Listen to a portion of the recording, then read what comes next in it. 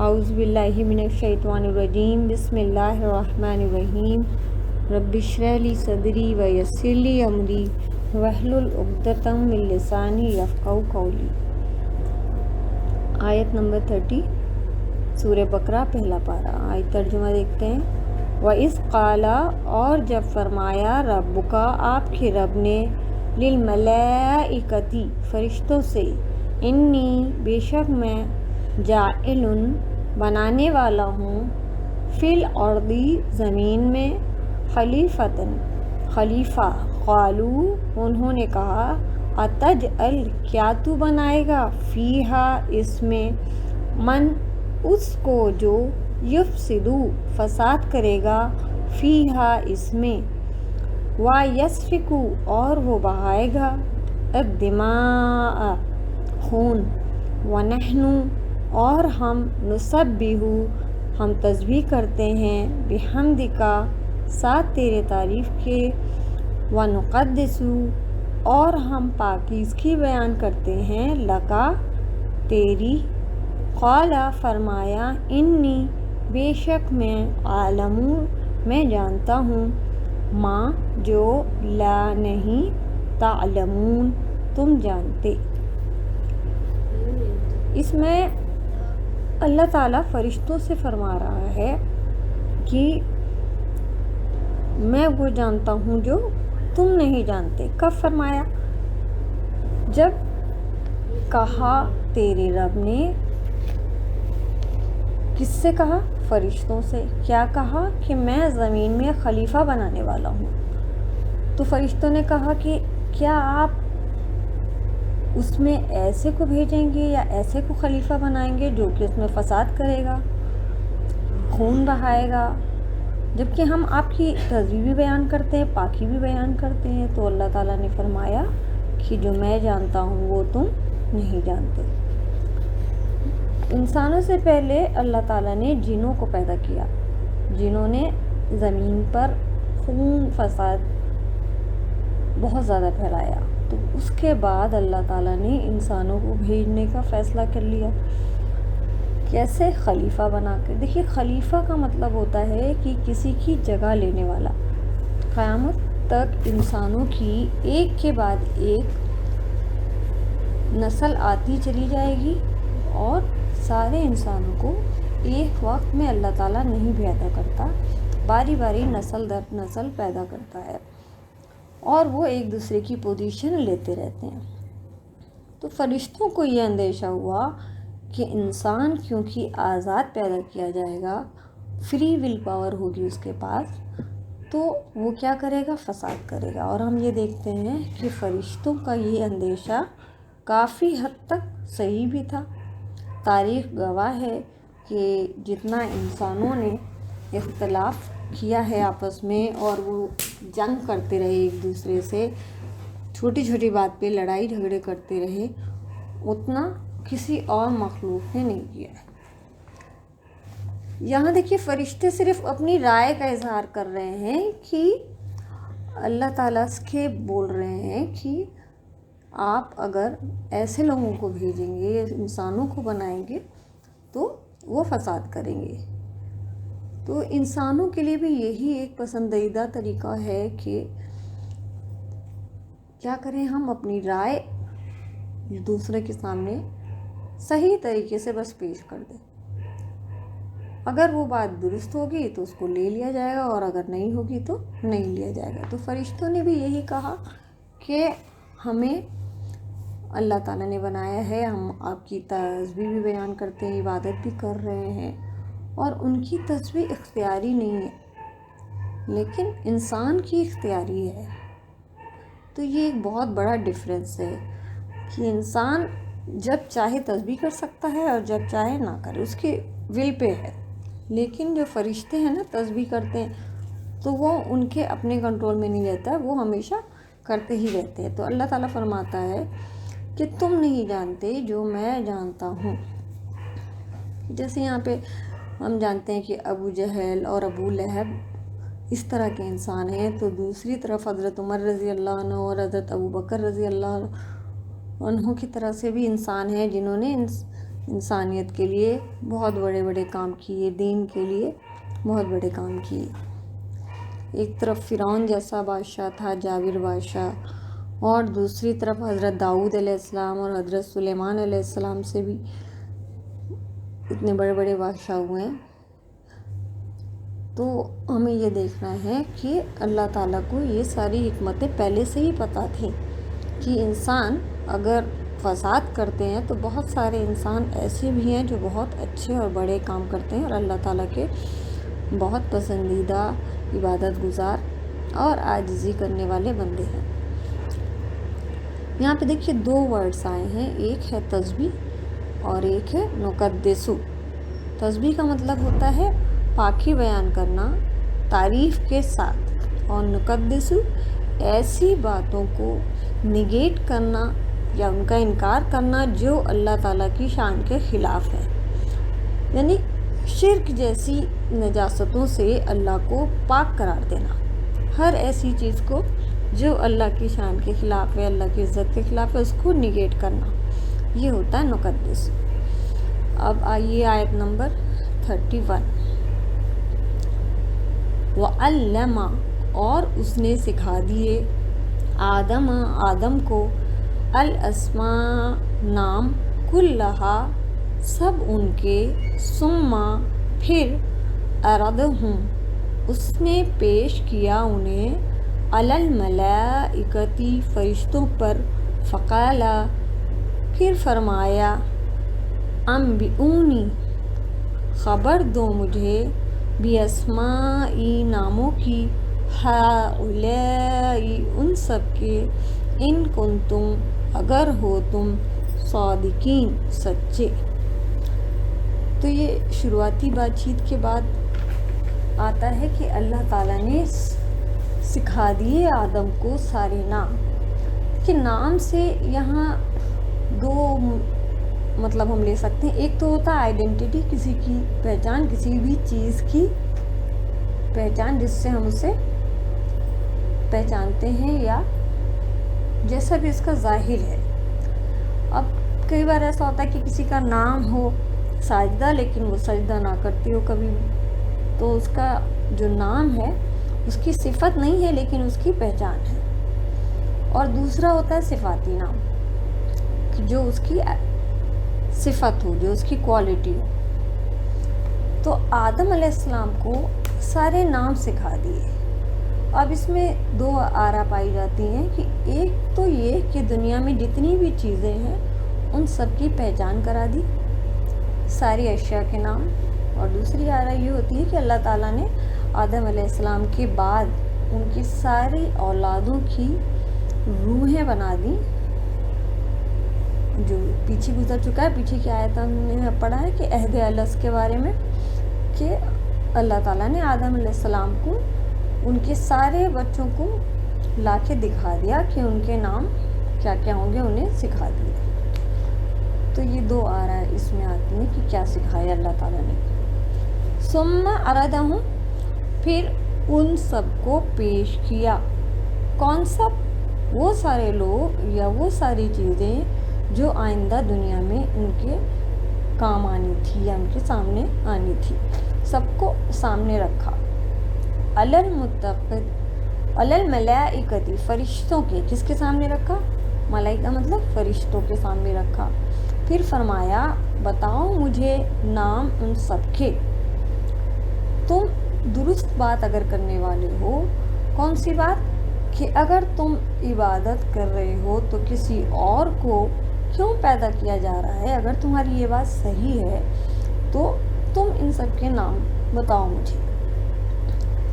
کیا یہ سارے کے سارے فساد کرنے والے ہیں؟ تو اللہ تعالیٰ نے جو فرشتوں کی جو اپنی رائے تھی اس کا ایک طرح سے جواب دیا۔ اب آیت نمبر 32، اس کا ترجمہ دیکھیے۔ قالو، انہوں نے کہا، سبحانک، پاک ہے تو، لا نہیں، علم، کوئی علم، لنا، ہمارے لیے، الا مگر، ما جو، علمتنا، سکھایا تم نے ہمیں، انکا، بے شک تو، انتا، تو ہی ہے، العلیم، بہت علم والا، الحکیم بہت حکمت والا۔ قالوا سبحانک پاک ہے تو، مطلب ہمیں اس کے علاوہ کوئی بھی علم نہیں، کوئی بھی جانکاری نہیں ہے جو تو ہمیں سکھا دے، یا جو بھی اللہ تعالیٰ نے فرشتوں کو سکھایا اس کے علاوہ اس کے آگے ان کا علم نہیں ہے۔ تو فرشتے سب چیزوں کا علم نہیں رکھتے، کیونکہ مشرکین مکہ کی کیا ایک کوالٹی تھی کہ وہ کیا کرتے تھے، فرشتوں کی عبادت کرتے تھے۔ تو یہاں شرک کی بھی نفی کی جا رہی ہے کہ جو فرشتوں کا جو علم ہے وہ اللہ تعالیٰ کے علم سے زیادہ نہیں ہے، کم ہے، بلکہ اللہ تعالیٰ جتنا انہیں بتا دے رہا ہے، جتنی ان کو حکم دے رہا ہے، وہ اس کے آگے کچھ نہیں جانتے ہیں۔ آیت الکرسی میں آتا ہے نا، وَيُحِيطُونَ إِلَّا بِمَا شَاءَ مِنْ عِلْمِهِ إِلَّا بِمَا شَاءَ، مطلب فرشتوں نے کہا تو ہی سب کچھ جاننے اور سمجھنے والا ہے، العلیم الحکیم، بہت علم والا اور بہت حکمت والا۔ آیت نمبر 33 میں آئی، قال فرمایا، یا آدم اے آدم، انبئہم خبر دو انہیں، باسمائہم ان کے ناموں کی، فلما پھر جب، انباہم اس نے خبر دی انہیں، باسمائہم ان کے ناموں کی، قال فرمایا، الم کیا نہیں، اقل میں نے سے کہا تھا، لکم تم سے، انی بے شک میں، عالم میں جانتا ہوں، غیب السماواتی غیب آسمانوں کے، والارضی اور زمینوں کے، وعلم اور میں جانتا ہوں، ماں جو کچھ، تبدون تم ظاہر کرتے ہو، وما اور جو کچھ، کنتم ہو تم، تکتمون تم چھپاتے۔ پھر اللہ تعالیٰ نے کیا کہا، آدم علیہ السلام سے اس کے بعد کہا کہ وہ جو چیزیں ہیں، یہ جو ان کو نام ہے وہ تم بتاؤ۔ تو پھر جب آدم علیہ السلام سے کہا تو اللہ تعالیٰ کو سارے کے سارے نام فرشتوں کے سامنے آدم علیہ السلام نے بتا دیا۔ تو اللہ تعالیٰ فرماتا ہے کہ آسمان اور زمین کا علم حقیقت میں ہی جانتا ہوں۔ تو اللہ تعالیٰ وہ بھی چیزیں جانتا ہے جو کہ ہم ظاہر کرتے ہیں، اور وہ بھی جو چھپاتے ہیں۔ تو فرشتوں نے ایک چیز ظاہر کر دی تھی کہ منہ سے کہہ دیا تھا کہ آپ کیوں بنا رہے ہیں نیا خلیفہ، جبکہ ہم آپ کی تسبیح بھی کر رہے ہیں اور تحمید بھی کر رہے ہیں۔ تو اس سے پتہ چلتا ہے کہ فرشتوں نے ساری بات ظاہر نہیں کی تھی۔ کہا جاتا ہے کہ خلافت انسانوں کے بجائے فرشتوں کو دی جائے جو کہ تسبیح کرتے رہتے ہیں، یہ بات شاید ان کے دل میں رہی ہوگی۔ تو اللہ تعالیٰ نے کہا جو بات تم کہہ رہے ہو میں وہ بھی جانتا ہوں، اور جو تم نہیں کہتے ہو، جو چھپاتے ہو دل میں وہ بھی جاننے والا ہوں۔ تو اللہ تعالیٰ ہمارے ظاہر اور باطن سے بہت اچھے سے علم رکھنے والا ہے، ہر بات کا جاننے والا ہے۔ آیت نمبر 34، وَإِذْ قُلْنَا اور جب کہا ہم نے، لِلْمَلَائِكَةِ فرشتوں سے، اسجدوا سجدہ کرو، لی آدم آدم کو، فسجدوا تو انہوں نے سجدہ کیا، الا سوائے ابلیس کے، ابا اس نے انکار کیا،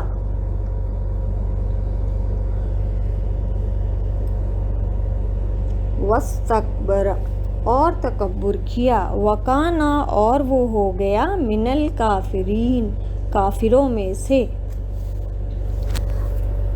ابا مطلب ہوتا ہے پسند نہ کرنا یا انکار کرنا، اور استکبر مطلب اس نے بڑا بننا چاہا۔ تو آپ دیکھیں، دو جو پہلی فضیلت اللہ تعالیٰ نے آدم علیہ السلام کو دی تھی وہ کیا تھی، وہ علم کی وجہ سے ہے۔ تو جو سب سے پہلی نعمت اللہ تعالیٰ نے انسانوں کو دی ہے وہ ہے علم۔ اس اس لیے کہ دیکھیے علم کی دنیا میں سب سے زیادہ امپورٹنس ہے، سب سے بہترین نعمت ہے جو کسی کے پاس ہوتی ہے۔ مال تو ختم ہو سکتا ہے لیکن علم ختم نہیں ہو سکتا۔ علم خرچ کرنے سے بڑھتا ہے جبکہ مال خرچ کرنے سے کم ہوتا ہے۔ مال سے علم نہیں خریدا جا سکتا لیکن علم سے مال بھی حاصل کیا جا سکتا ہے۔ اگر آپ کے پاس کوئی ہنر ہو، آپ نے کسی چیز کا علم ہو، آپ کے پاس کوئی ہنر ہو اچھا سا، تو آپ اس سے مال بھی کما سکتے ہو۔ مال کو چرایا جا سکتا ہے لیکن علم اپنی حفاظت، بلکہ آپ کی حفاظت علم کرتا ہے۔ اس کے بعد دوسری نعمت ہے عزت و اکرام، کیونکہ اللہ تعالیٰ نے کیا حکم دیا سب کو کہ سجدہ کرو، تو سب لوگوں نے سجدہ کیا، صرف شیطان نے نہیں کیا۔ اور کیا کیا؟ اس نے یہ بات پسند نہیں کی کہ میں آدم علیہ السلام کو سجدہ کروں، اور اس نے تکبر کیا۔ تو ابلیس کیونکہ جنوں میں سے تھا، تو یہ آیت نمبر 50 سورہ کہف میں بھی آتا ہے، فَفَسَقَ عَنْ رَبِّهِ، تو اس نے اپنے رب کے حکم سے انکار کر دیا، کیونکہ وہ جن تھا، کیونکہ جن جو ہیں کس سے بنے ہوئے ہیں؟ آگ سے بنے ہوئے ہیں، تو ابلیس نے انکار کر دیا۔ ریزن اس کا کیا تھا؟ کیونکہ وہ اس مخلوق میں سے تھا جسے کسی اور مخلوق کو ترجیح دی جا رہی تھی، تو وہ اسے قبول نہ کر سکا، اس کو یہ بات اچھی نہیں لگی۔ ابلیس جنوں میں بڑا تھا، بہت ہی عبادت گزار تھا، یہاں تک کہ عبادت کی اتنی کثرت تھی اس کی کہ وہ عبادت میں فرشتوں کے کافی قریب ہو گیا تھا، اور وہ انکار کرنے والا ہو گیا۔ تو ابلیس آدم علیہ السلام کے ایک سجدہ نہ کرنے سے کافروں میں شامل ہو گیا۔ تو اللہ کو سجدہ نہ کر کے متقین میں کوئی انسان کیسے شامل ہو سکتا ہے؟ جبکہ ابلیس اتنا زیادہ عبادت گزار تھا، کہتے ہیں کوئی جگہ نہیں چھوٹی تھی جہاں اس نے سجدہ نہ کیا ہو، اور وہ اتنا زیادہ عبادت گزار تھا، کیونکہ فرشتوں کی عبادت کیا ہے؟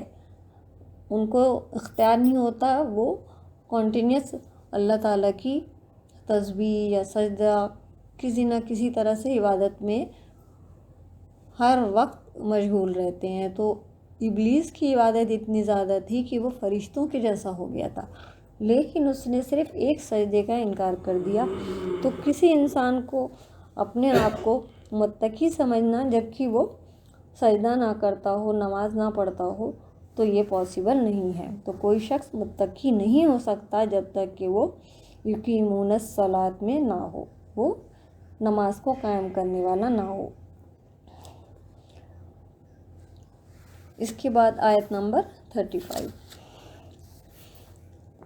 وَقُلْنَا، اور کہا ہم نے، یا آدم، اے آدم، اسکن، رہو، انتا، تم، وزوجک، اور بیوی تمہاری، الجنت، جنت میں، وَكُلَا، اور تم دونوں کھاؤ، منہا، اس سے، رغداً، فراغت سے، حیث، جہاں سے، شئتما، تم دونوں چاہو، ولا، اور نہ، تقربا، تم دونوں قریب جانا، ہذہ، اس، الشجرۃ، درخت کے، فتکونا، ورنہ تم دونوں ہو جاؤ گے، من الظالمین، ظالموں میں سے۔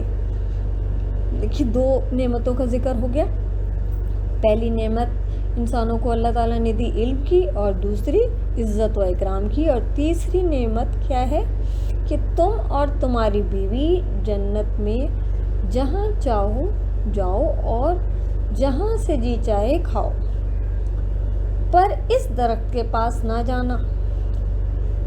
دیکھیے یہاں پہ نعمت کی شکل میں امتحان ہو رہا ہے۔